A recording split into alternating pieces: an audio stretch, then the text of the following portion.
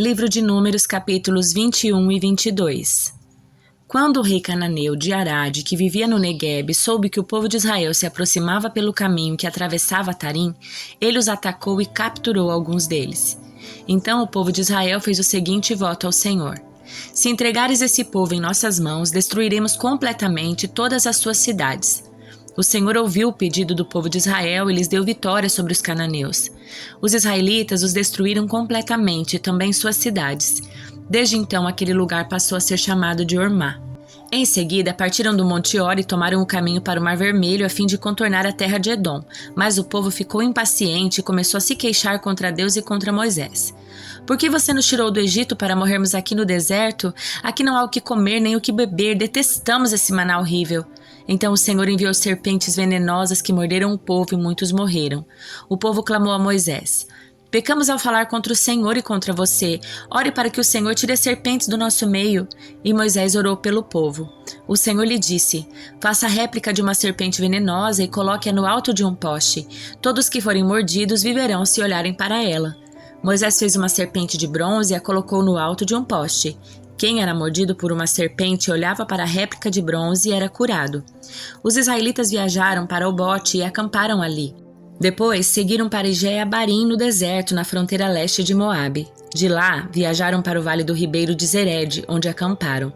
Em seguida partiram e acamparam do outro lado do rio Arnon, na região deserta junto ao território dos amorreus. O rio Arnon é a fronteira que separa os moabitas dos amorreus. Por isso, o livro das guerras do Senhor fala sobre Vaeb, na região de Sufá, e os riachos do rio Arnon, e os riachos que se estendem até o povoado de Ar, na fronteira de Moabe. De lá os israelitas viajaram até Beer, o poço onde o Senhor disse a Moisés: reúna o povo e eu lhe darei água. Ali os israelitas entoaram esta canção: jorre, ó poço, sim, cantem seus louvores, cantem a respeito deste poço, que príncipes cavaram, que líderes abriram com seus cetros e cajados. Então saíram do deserto e passaram por Mataná, Naaliel e Bamote. Depois seguiram para o vale de Moabe, onde fica o monte Pisga. Do pico desse monte se vê o deserto. O povo de Israel enviou representantes a Seom, rei dos amorreus, com a seguinte mensagem: permita-nos atravessar sua terra. Teremos cuidado de não passar por seus campos e vinhedos, não beberemos água dos seus poços. Seguiremos pela estrada real e só deixaremos quando tivermos atravessado seu território. O rei Seom, porém, não os deixou atravessar seu território. Em vez disso, mobilizou todo o seu exército e atacou o povo de Israel no deserto. A guerra ocorreu em Jaza e o povo de Israel massacrou pela espada os amorreus e ocupou seu território, desde o rio Arnon até o rio Jaboque. Avançaram apenas até a fronteira com os amonitas, pois a divisa era fortificada. O povo de Israel capturou todas as cidades dos amorreus e se estabeleceu nelas, incluindo Esbom e os vilarejos ao redor. Esbom era a capital de Seom, rei dos amorreus. Ele havia derrotado o rei moabita anterior e tomado todas as suas terras até o rio Arnon. Por isso os poetas dizem a seu respeito: venham a Esbom, que ela seja reconstruída, que seja restaurada a cidade de Seom. Fogo saiu de Esbom, uma chama da cidade de Seom. Consumiu a cidade de Ar em Moabe e destruiu os governantes dos altos de Arnon. Que aflição os espera, povo de Moabe! Estão arruinados, adoradores de Camos. Camos entregou seus filhos como refugiados, suas filhas como prisioneiras a Seom, o rei amorreu. Nós o aniquilamos desde Esbom até Dibom. Nós os exterminamos até lugares distantes como Nofá e Medebá. Assim, o povo de Israel ocupou o território dos amorreus. Depois que Moisés enviou homens para fazer o reconhecimento de Jazar, os israelitas tomaram todas as cidades da região e expulsaram os amorreus que viviam ali. Em seguida, voltaram e marcharam pelo caminho até Bazã, e todo o seu povo os atacaram em Edrei. O Senhor disse a Moisés: não tenham medo dele, pois eu os entregarei a você, junto com todo o seu povo e sua terra. Faça com ele o mesmo que fez com Seom, rei dos amorreus, que vivia em Esbom. Desse modo, mataram o rei Og, seus filhos e todo o seu povo, não restou sobrevivente algum. Então ocuparam seu território. Então os israelitas viajaram para as campinas de Moabe e acamparam a leste do rio Jordão, do lado oposto de Jericó. Balaque, filho de Zippor, viu tudo que o povo de Israel havia feito aos amorreus. Quando os moabitas viram como os israelitas eram numerosos, ficaram apavorados. Disseram aos líderes de Midian: essa multidão devorará tudo que estiver à vista, como um boi devora o capim no pasto. Então Balaque, que era o rei de Moabe, enviou mensageiros para chamar Balaão, filho de Beor, que vivia em Petor, sua terra natal, perto do rio Eufrates. Sua mensagem dizia: um povo enorme saiu do Egito e cobre a terra, e agora está acampado perto de mim. Venha e amaldiçoe esse povo, pois é poderoso demais para mim. Então, quem sabe, poderei derrotá-lo e expulsá-lo da terra. Sei que bênçãos vêm sobre aqueles que você abençoa e maldição caem sobre aqueles que você amaldiçoa. Os mensageiros de Balaque, líderes de Moabe e Midian, partiram levando o valor necessário para pagar Balaão, a fim de que ele amaldiçoasse Israel. Chegaram aonde Balaão estava e lhe transmitiram a mensagem de Balaque. Passem a noite aqui, disse Balaão. Pela manhã eu lhes direi que orientação recebi do Senhor. E os oficiais de Moabe permaneceram com Balaão. Naquela noite Deus veio a Balaão e lhe perguntou: quem são seus visitantes? Balaão respondeu a Deus: Balaque, filho de Zippor, rei de Moabe, me enviou a seguinte mensagem: um povo enorme saiu do Egito e cobre a terra. Venha, amaldiçoe esse povo. Então, quem sabe, poderei enfrentá-lo e expulsá-lo da terra. Mas Deus disse a Balaão: não vá com eles nem amaldiçoe esse povo, pois é povo abençoado.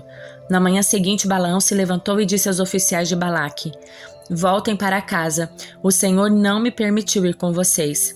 Os oficiais moabitas voltaram ao rei Balaque e lhe informaram: Balaão se recusou a vir conosco. Então Balaque fez outra tentativa. Dessa vez enviou um número maior de oficiais ainda mais importantes que os homens que tinham enviado inicialmente. Eles foram até Balaão e lhe transmitiram a seguinte mensagem: é isto que diz Balaque, filho de Zippor. Por favor, não se recuse a vir me ajudar. Pagarei muito bem, farei tudo o que me pedir. Por favor, venha e amaldiçoe esse povo para mim. Balaão, porém, respondeu aos oficiais de Balaque: mesmo que Balaque me desse seu palácio cheio de prata e ouro, eu não poderia fazer coisa alguma, grande ou pequena, contra a vontade do Senhor, meu Deus. Fiquem, porém, mais esta noite e eu verei se o Senhor tem algo mais a me dizer. Naquela noite Deus veio a Balaão e lhe disse: uma vez que estes homens vieram chamá-lo, levante-se e vá com eles. Contudo, faça apenas o que eu mandar. Na manhã seguinte, Balaão se levantou, pôs a sela sob sua jumenta e partiu com os oficiais moabitas.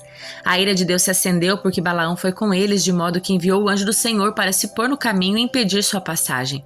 Enquanto Balaão ia montado na jumenta, acompanhado por 2 servos, a jumenta de Balaão viu o anjo do Senhor em pé no caminho, segurando uma espada. A jumenta se desviou do caminho e saiu para um campo, mas Balaão bateu nela e a fez voltar para o caminho. Então o anjo do Senhor se pôs num lugar onde o caminho se estreitava entre os muros de 2 vinhedos. Quando a jumenta viu o anjo do Senhor, tentou passar pelo espaço apertado e espremeu o pé de Balaão contra o muro. Por isso Balaão bateu nela outra vez. Então o anjo do Senhor foi mais adiante no caminho e se pôs num lugar estreito demais para a jumenta passar, seja pela direita ou pela esquerda. Quando a jumenta viu o anjo, ela se deitou, apesar de Balaão ainda estar montado. Num ataque de raiva, Balaão a espancou com uma vara. Então o Senhor fez a jumenta falar. O que eu lhe fiz para você me bater 3 vezes? Perguntou ela a Balaão. Você me fez de tolo, gritou Balaão. Se eu tivesse uma espada, eu mataria você. Mas eu sou a mesma jumenta que você montou a vida toda, disse ela. Alguma vez eu fiz algo parecido? Não, respondeu Balaão. Então o Senhor abriu os olhos de Balaão e ele viu o anjo do Senhor em pé no caminho, segurando a espada. Balaão curvou a cabeça, se prostrou diante dele com o rosto em terra. Por que você bateu 3 vezes na jumenta? Perguntou o anjo do Senhor. Eu vim para impedir sua passagem, pois você insiste em seguir por um caminho que me desagrada. 3 vezes a jumenta me viu e se afastou. Se ela não tivesse se desviado, certamente eu teria matado você e poupado a vida da jumenta. Pequei, disse Balaão ao anjo do Senhor. Não percebi que estavas no caminho impedindo minha passagem. Se te opões à minha viagem, voltarei para casa. O anjo do Senhor disse a Balaão: vá com os homens, mas fale apenas o que eu lhe disser. Balaão seguiu viagem com os oficiais de Balaque. Quando o rei Balaque soube que Balaão estava a caminho, saiu para se encontrar com ele numa cidade moabita junto ao rio Arnon, na fronteira do seu território. Balaque perguntou a Balaão: não mandei chamá-lo com urgência? Por que não veio de imediato? Não acreditou em mim quando eu disse que lhe daria uma grande recompensa? Balaão respondeu: agora estou aqui, mas não posso falar o que bem entender. Transmitirei apenas a mensagem que Deus puser em minha boca. Então Balaão acompanhou Balaque até Quiriate-Uzote. Ali Balaque sacrificou bois e ovelhas e mandou entregar porções de carne a Balaão e aos oficiais que estavam com ele. Na manhã seguinte, Balaque subiu com Balaão até Bamote Baal De lá podiam ver uma parte do povo. Livro de Jó, capítulo 4. A primeira resposta de Elifaz a Jó. Então Elifaz de Temã respondeu a Jó: Você terá paciência e me permitirá dizer algo? Afinal, quem poderia permanecer calado? Você já deu ânimo a muita gente, deu forças aos fracos. Suas palavras sustentaram os que tropeçavam e você deu apoio aos vacilantes. Mas agora, quando vem a aflição, você desanima. Quando é atingido por ela, entra em pânico. Seu temor a Deus não lhe dá confiança? Sua vida íntegra não lhe traz esperança? Pense bem. Acaso os inocentes morrem? Quando os justos foram destruídos? Pelo que tenho observado, os que cultivam a maldade e semeiam a opressão, isso também é o que colhem. Um sopro de Deus os destrói, desaparecem com uma rajada de sua ira. O leão ruge e seus filhotes rosnam, mas os dentes dos leões jovens são quebrados. O leão feroz morre de fome porque não há presa, e os filhotes da leoa se dispersam. Esta verdade me foi revelada em segredo, como que sussurrada em meu ouvido. Ela veio à noite numa visão perturbadora, quando todos estão em sono profundo. O medo e o terror se apoderaram de mim e fizeram estremecer meus ossos. Um espírito passou diante do meu rosto e pelos do meu corpo se arrepiaram.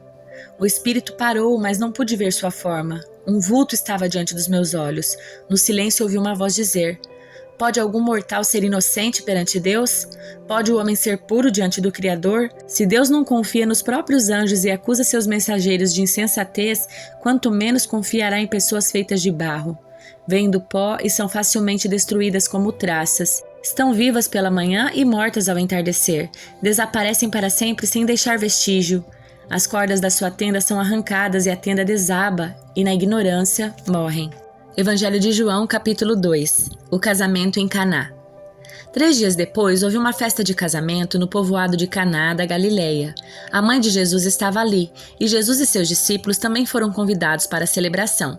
Durante a festa, o vinho acabou e a mãe de Jesus lhe disse: Eles não têm mais vinho. Mulher, isso não me diz respeito, respondeu Jesus. Minha hora ainda não chegou. Sua mãe, porém, disse aos empregados: Façam tudo o que ele mandar. Havia ali perto 6 potes de pedra usados na purificação cerimonial judaica. Cada um tinha capacidade entre 80 e 120 litros. Jesus disse aos empregados: Encham os potes com água. Quando os potes estavam cheios, disse: Agora tirem um pouco e levem ao mestre de cerimônias. Os empregados seguiram suas instruções. O mestre de cerimônias provou a água transformada em vinho, sem conhecer sua procedência, embora os empregados obviamente soubessem. Então chamou o noivo. O anfitrião sempre serve melhor vinho primeiro, disse ele. Depois, quando todos já beberam bastante, serve o vinho de menor qualidade. Mas você guardou o melhor vinho até agora. Esse sinal em Caná da Galileia foi o primeiro milagre que Jesus fez. Com isso, ele manifestou sua glória e seus discípulos creram nele. Depois do casamento, foi a Cafarnaum, onde passou alguns dias com sua mãe, seus irmãos e seus discípulos. Era quase época da festa da Páscoa judaica, de modo que Jesus subiu a Jerusalém. No pátio do templo, viu comerciantes que vendiam bois, ovelhas e pombas para sacrifícios. Também viu negociantes em mesas trocando dinheiro estrangeiro. Jesus fez um chicote de cordas e os expulsou a todos do templo. Pôs para fora as ovelhas, os bois, espalhou as moedas dos negociantes no chão e virou as mesas. Depois foi até aqueles que vendiam pombas e lhes disse: Tirem essas coisas daqui. Parem de fazer da casa de meu pai um mercado. Então os discípulos se lembraram dessa profecia das Escrituras: O zelo pela casa de Deus me consumirá. O que você está fazendo? Questionaram os líderes judeus. Que sinal você nos mostra para comprovar que tem autoridade para isso? Pois bem, respondeu Jesus, destruam esse templo e em 3 dias eu o levantarei. Eles disseram: Foram necessários 46 anos para construir esse templo e você o reconstruirá em 3 dias. Mas quando Jesus disse esse templo, estava se referindo a seu próprio corpo. Depois que ele ressuscitou dos mortos, seus discípulos se lembraram do que ele tinha dito. E então creram nas Escrituras e em suas palavras. Por causa dos sinais que Jesus realizou em Jerusalém durante a festa da Páscoa, muitos creram nele. Jesus, porém, não confiava neles, pois conhecia todos. Ninguém precisava lhe dizer como o ser humano é de fato, pois ele conhecia a natureza humana.